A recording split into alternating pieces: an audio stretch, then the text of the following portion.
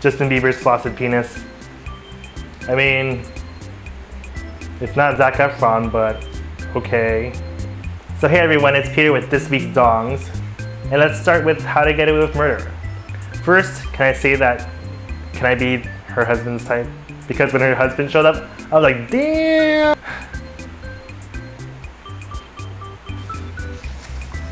I also thought the subject and the case was very interesting this week. It's very reminiscent of Devious Maids, especially with that hot guy. But anyways, West being sneaky in this episode was like the moment. And then on Project Runway this week, I thought this was one of the better seasons where they use real people as models. Swap Mill is too full of himself, man. He got scalped so bad this week. Movie on Empire this week. I thought the songs were really good in this episode. Specifically, Jamal's collaboration with Pitbull and the song Do It featuring Becky G. My favorite Empire song by far is still Keep It Movin', but Becky G's feature in the song Do It is like a close second to me. And I guess she's gonna be Tiana's rival because if you saw the episode, Lucius picked her up. And aside from the peeps into the childhood of Lucius, I think the uncertainty of how mentally stable Andre is what keeps me on my toes or like nervous as to how the show continues. Hopefully I'm not the only one. And then moving on to America's Next Top Model. Destin came and went so fast, and Devin has made it too far into the competition, man. If Niall doesn't win this season, I think I'm gonna cry. But I also like Lacey a lot. And then Justin and Mame's separation made me so sad. Oh, it made me so sad. Right, Shannon. And then on the Muppets, it's no surprise the only gifs to come out of that show is of Miss Piggy. She is the queen. Her sass is universal. I also thought it was pretty impressive how Liam Hemsworth can change his accent like that. And then on the second episode of Quantico, that show has so many twists, it's like crazy. I can't like anyone on that show besides Alex because everyone has an ulterior motive or secret. It's like, what if Simon Asher's not even gay? I also take back thinking Nemo was the terrorist, even though I know they wouldn't do that.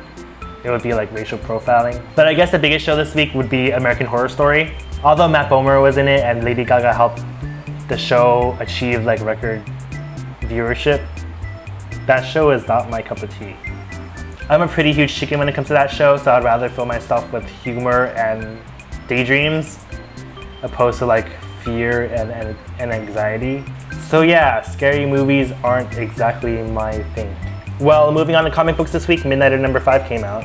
I was reading a debate about the current state of Midnighter since he's such a solid gay character in the DC universe, about how he's broken up with his boyfriend / husband Apollo since they're such a like destined couple, so it seems. From what I think, it's hard to say. The current portrayal is definitely important because it creates an image of the gay community, but then you don't want to read the same things over and over again. I feel like in comics they're not ready for a what happens between a married gay couple, but we also don't want another like gender swapped Twilight because it was such a poor reissuing of the same content.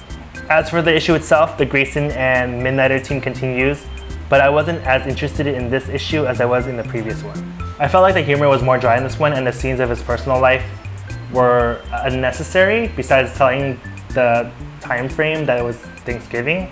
Another random title I read was Marvel's Contest of Champions. I actually didn't know that it was based on the game, the mobile game, because I don't play it. I played Injustice a little bit, but yeah, I never got enough points to do much. But yeah, Marvel assures us readers that it is not solely made to like promote the game.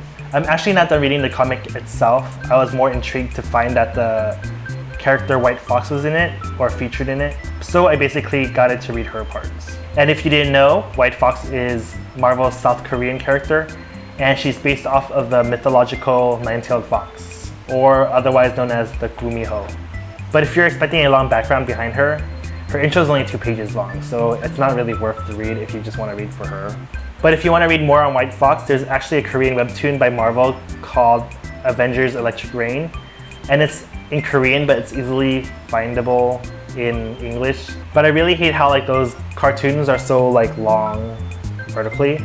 And since White Fox is becoming more prominent, I'm wondering whether this will incorporate Dr. Helen Cho somehow. But hopefully we get a solo title soon because I would totally read that. And then last but not least, if you want a comic that you don't want to get personally attached to or really feel strongly about character development, you should totally read Invader Zim. I'm on the 3rd issue and I'm not done reading it, but I'm gonna finish it after recording this. And it's just fun and silly and cute. But yeah, that's it for this week's Dongs. If you like this video, don't forget to thumbs it up. Also, don't forget to subscribe. And don't forget to follow me elsewhere on social media. And we'll see you next week.